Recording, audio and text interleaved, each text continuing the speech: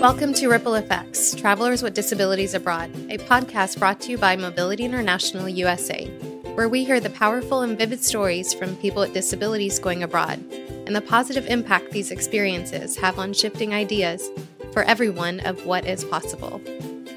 For our first podcast series, we will hear from people who are blind or low vision as part of our Blind Abroad campaign from our National Clearinghouse and Disability and Exchange Project. We hope the heart of their stories resonates with you, the listeners, to empower more people with disabilities to go abroad. I'm Monica Malhotra, a project coordinator with Mobility International USA, and your host for Ripple Effects.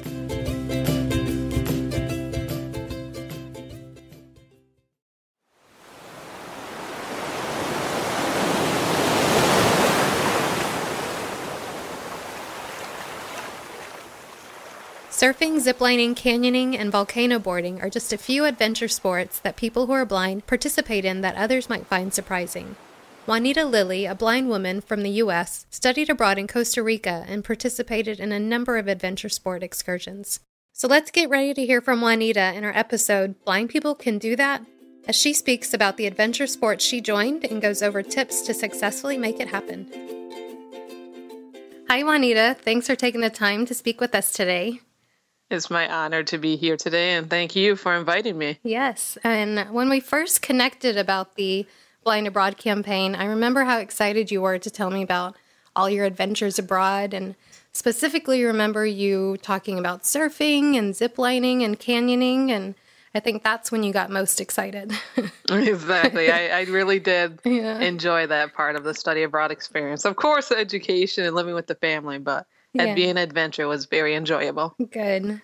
And as I started talking to more people with the campaign and talking to professionals, study abroad programs, and telling them about experiences people had, surfing or swimming, volcano boarding, I started to hear the kind of assumption of blind people can't swim, blind people can't volcano board, blind people can't surf, and so I thought this would be a really good episode for us so we can kind of break those assumptions and kind of, hear more about what people can do rather than kind of always focusing on what blind people can't do. So first, I'd love for you to talk to us about those specific events that you did, those excursions.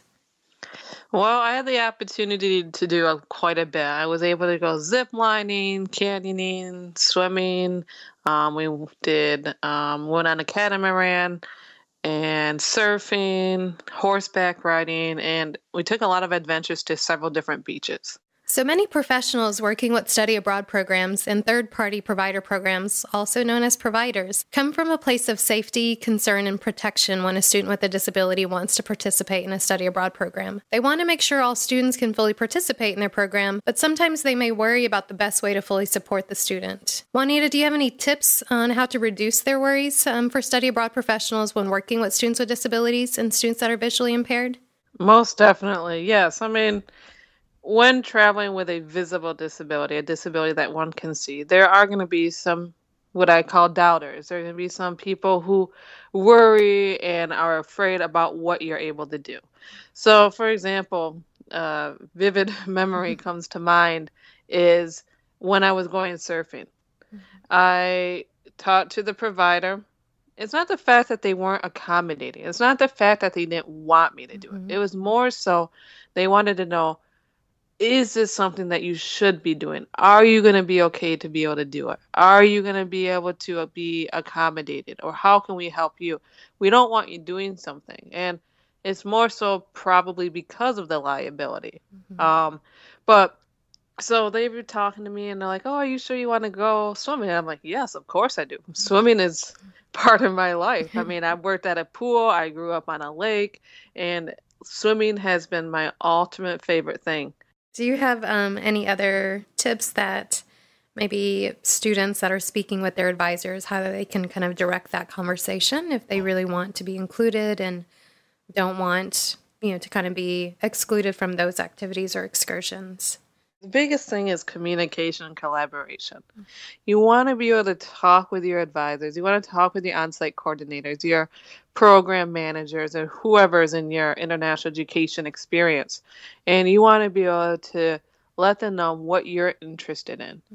Um, and it's very important to recognize that it's more than likely that that advisor, program manager, or whoever has not encountered a person with a visual impairment to participate in an activity such as maybe surfing or whatever it may be. So the biggest thing is being able to explain to them how they can assist you and how you can work with the organization that you're going through. So, for example, for canyoning, I contacted my provider's on-site coordinator, and they're like, "Oh, how can we best assist you?" I'm like, "Well, maybe we can call ahead and connect with the organization, see if there's someone that can assist me, because for the canyoning, it's in the jungle, and you're seeing beautiful trees and going through the waterfalls, and you're having to go up and down steps, and of course it's being nature. You're not going to have a step that's exactly 2 feet or exactly 1 foot. It's going to vary. So what we did is we basically just said, this is the accommodations that I would request, and that's sighted guide, where I or the person who's visually impaired takes them by the elbow. But it's very important to recognize that cultures are different. So I took them by the shoulder. And I'm like, oh, this is different. But again, you're in a different culture. You're in a different country. You're doing a unique activity. So you have to be open-minded about it. And so when we contacted the organization Peer Trek, they had said, oh, yeah, we can have somebody assist Juanita. Or, hey, what's the best way? Like, is it English or Spanish? And I was there because of Spanish. And I wanted to continue with the language. And I'm like, well, what are some vocabulary words that I should know? Okay, steps or branch or root or and another thing that you really want to pay attention to is what metric system are they using. So for example, here in the States, somebody will say, oh, it's about 2 foot, or it's about 2 or 3 feet in front of you. As where they're going to say, oh, it's about a meter. I'm like, oh, there's a difference between un metro and tres pies. Because when I was thinking, I'm like, oh, 1 foot. I mean, I didn't pay attention to the second word. So you got to really know about the metric system, vocabulary, show them what is the best way to assist you. Because just because they may have had another student with a visual impairment or a person who is blind, it does not mean your accommodations, your abilities are going to be the same, because your experience for canyoning is going to be different than the other person, or your sight might be different from the other person. We want to take this time to promote our #BlindAbroad campaign, where our aim is to increase awareness to people who are blind or low vision on the benefits of going abroad, with a big thanks to our sponsors at the U.S. Department of State. You can learn more about the #BlindAbroad campaign by going to our website, miusa.org, and also make sure to follow us on Twitter @MobilityINTL and #BlindAbroad. We'd love to see your comments and let others read your messages too. It's true that an individual's needs, fears, and comforts will be different, especially when participating in adventure sports in another country. What were some of your specific accommodations you needed to fully participate in the activities you mentioned in order to still experience the adventure and adrenaline rush? The biggest thing is I did have one of the guides described through the nature, through the woods and stuff. Okay, you have this step, or there's a root, or there's a branch, or watch out, there's a drop off to the left. And the thing that I loved about Peer Trek was that the guys are very open-minded. And for me, I believe this is just kind of the culture in Costa Rica. The disability never really came first. With all the organizations that I went through, they were more so, how can we do this? And that's what I really loved about Peer Trek and all the other organizations, because with canyoning, I did have that guide, and they adapted the instruction for me. So at the beginning, they go through this instruction on how to use your belt and how to use the I don't know the exact terminology for that, but it's basically to connect to the rope, and they go through that visually. But what one of the guides did was we went to the first drop off. That was about 165 feet, I believe it was, and you there was a practice wall, and it was just they showed me exactly what I needed to do. Therefore, I was able to do it independently, and I was able to control the speed of going down the waterfalls that I wanted to. And it was just very, very inclusive, I thought. And again, it's because of the communication that we had before. And then for surfing, when when I got past the fact that my organizer or the provider that I went to, it was through ISA. ISA was phenomenal with almost every single thing. But again, it's because they were just worried. They didn't know what I could do. They just didn't want me to be injured or whatever it may be. But when I got to Tamarindo, I was able to have again another one-on-one kind of instruction, and I was able to go out to the ocean, and he was very descriptive. It was kind of funny on how he was talking about all the different geese and the different birds, and how all these people on the beaches just look different with all their bathing suits. And I'm like, okay, there's some description I do not necessarily need to know about, but again, very very descriptive and very accommodating. For horseback riding, I've gone horseback riding like maybe, I mean, I don't know if you consider it horseback riding, but like I've been on a horse before, like at my uncle's farm, but that was years ago when I was very young. And I'm not much of a heights person. So we're going through the mountains, we're going through shallow water, jumping up over things with the horse. And I'm like, oh my word.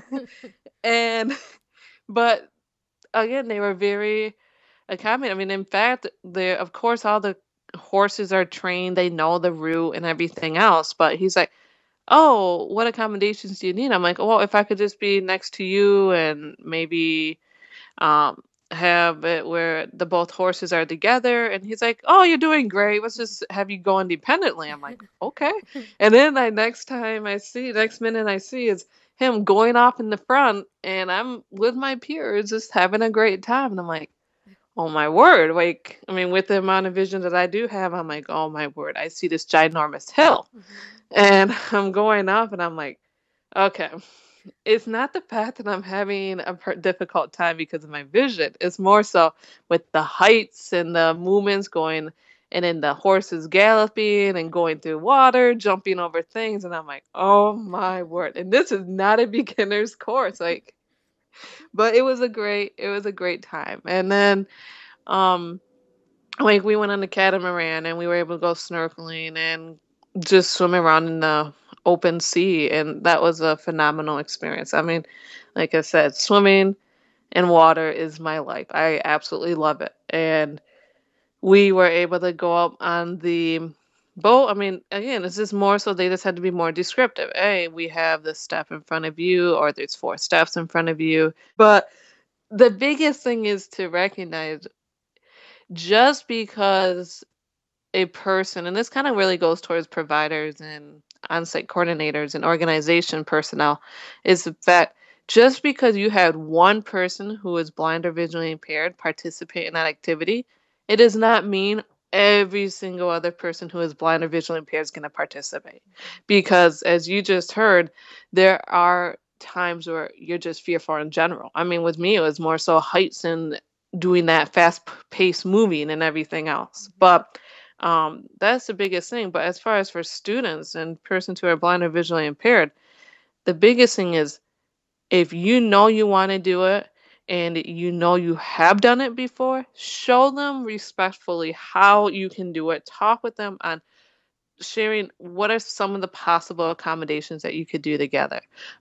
Maybe contact the organization and say, hey, I'm a person who's blind or visually impaired. I wonder if you had somebody else who is blind or visually impaired participate in this program or in this specific activity. What have you done in terms of accommodations? And again, just because one accommodation works with another person, it may not work with you. So being open-minded and be able to bounce off those ideas are going to be very powerful. And again, it's that communication and collaboration. How can we do it? How can we all make an ultimate way or make an accommodation so that you can have the time of your life? And do you have any other tips about this subject with adventure sports and for students or professionals, organizations that organize or create these adventure sports? The biggest thing is really listen to the person who has a disability that really wants to do the adventure, because they're going to know what works for them and what does not work for them. But you also, as a student or the person with a disability, want to work with the organization because they're going to be able to say, like, for example, when I did the canyoning with Pure Trek, they were able to say, oh, there's from this destination, from this waterfall to the next waterfall was maybe a 100-meter walk. Or from this waterfall back up to the top was maybe a 250-meter walk. Because the more descriptive an organization is, you're going to be able to see what the student or the person is able to do, because you don't want to necessarily focus on what you assume a person who is blind cannot do, because it's very important to recognize that just because, like, for example, I am a person who's blind, I could have maybe asthma, I could have diabetes, I could have it where maybe I can't extend my leg a full straight. I mean, maybe I can't extend it straight, or maybe I can't bend it a full 90 degrees, and maybe that's what I need for to participate in this program or this activity.